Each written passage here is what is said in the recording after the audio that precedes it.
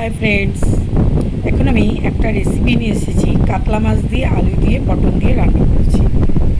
এই রান্নাটা কিভাবে করেছি, প্রথমে 500 গ্রাম মাছ নিয়েছি, 500 গ্রাম পটল নিয়েছি, আর 250 গ্রাম আলু নিয়েছি।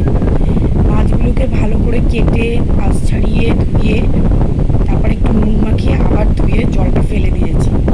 তারপরে নুন হলুদ মাখিয়ে একটুখানি পাতিলেবু 4 টুকরোর 1 টুকরো মাছের মধ্যে দিয়ে নুন হলুদ দিয়ে মাখিয়ে রেখে দিয়েছি। তারপরে কড়াইতে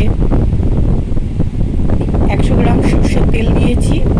দিয়ে কড়াইতে তেলটা পুরো গরম হবে। যখন তেলের ধোঁয়াটা উঠবে, তেল গরম হয়ে দেখবেন একটা ধোঁয়া উঠছে, তখনই মাছটা দেবেন। তার আগে যদি মাছ দেন, তেল যদি ভালো করে গরম না হয়, কড়াই যদি গরম না হয়, কড়াইটা আগে ভালো করে গরম করে নেবেন। কড়াইতে যেন 1 ফোঁটাও জল না থাকে। আর তেল যদি গরম না হয়, তাহলে মাছ দিলে মাছ কিন্তু সব ভেঙে যাবে। আর একটু দূরে সরিয়ে আস্তে আস্তে করে মাছ ছাড়তে হয়, গ্যাসটা কমিয়ে। মাছ দিয়ে দিলাম, দিয়ে মাছগুলোকে দিয়ে এবার হচ্ছে ভালো করে কড়া করে লাল করে ভাজা করেছি। প্রথমে 1 পিঠ ভাজা হবে, দেখবেন সাইডে লাল লাল দেখা যাচ্ছে, তারপরে আবার আর 1 পিঠ ভাজবেন। ভালো করে কড়া করে না ভাজা করলে মাছ রান্না করতে গেলে ভেঙে যায়, আষ্টে গন্ধ বেরোয়, দুর্গন্ধ বেরোয়। তার জন্য মাছটাকে কড়া করে লাল করে ভেজে নিই। মাছটাকে ভেজে নিয়েছি, ভেজে তুলে নিলাম। ওই তেলের মধ্যেই আলু পটলগুলো ভালো করে ধুয়ে নিয়েছি, হালকা গরম জল দিয়ে নুন দিয়ে ধুয়ে এবার পটল আলুগুলোকে তেলের উপরে দিলাম। তার উপরে অল্প একটুখানি 1 চিমটি কেটে অল্প একটু 5 ফোড়ন, 2টো তেজপাতা, 2টো শুকনো লঙ্কা দিলাম। দিয়ে আলু পটলগুলোকে লাল লাল করে ভালো করে ভাজা করলাম।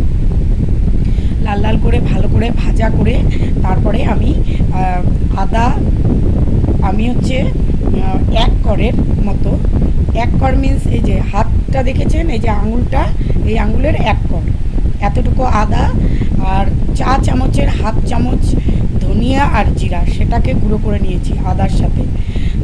ধনিয়া জিরাটা হালকা হালকা আমি ভেজে নিয়েছি। নিয়ে ধনিয়া জিরা আদা আর 6টা কাঁচা লঙ্কা পাকা, আর 2টো টমেটো, ছোটো ছোটো 2টো টমেটো, বড় টমেটো হলে 1টা দেবেন, দিয়ে পেস্ট করে নিলাম। নিয়ে এবার আলু পটল ওগুলো দিয়ে ওই মশলাটা দিয়ে দিলাম।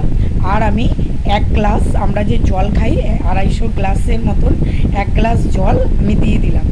আর ঠিক এই যে 1 কর আদা আবার আলাদা করে বেটে রেখেছিলাম, সেটাও দিয়ে দিলাম। ওটা কাঁচা দেবো, মানে তাহলে একটা সুন্দর স্মেল বেরোয় ঝোলটা।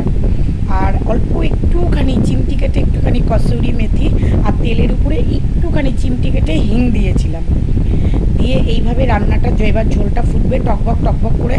তারপরে মাছগুলোকে আমি দিয়ে দিলাম, 5 মিনিট ফুটিয়ে তারপরে নামিয়ে নিয়ে সার্ভ করব। এইভাবে রান্না করে দেখবেন, ভীষণ টেস্ট হয়, ভীষণ টেস্ট।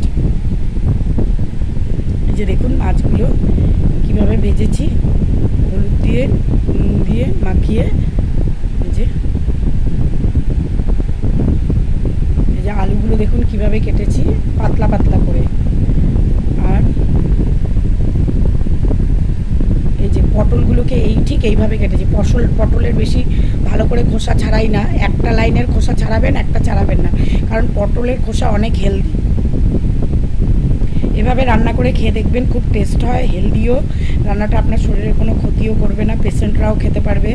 যাদের গ্যাস অম্বল নানান রকম শরীরের প্রবলেম আছে তারাও খেতে পারবে। খুব লাইট রান্না, খুব অল্প মশলা দিয়ে তেল দিয়ে খুব টেস্টি।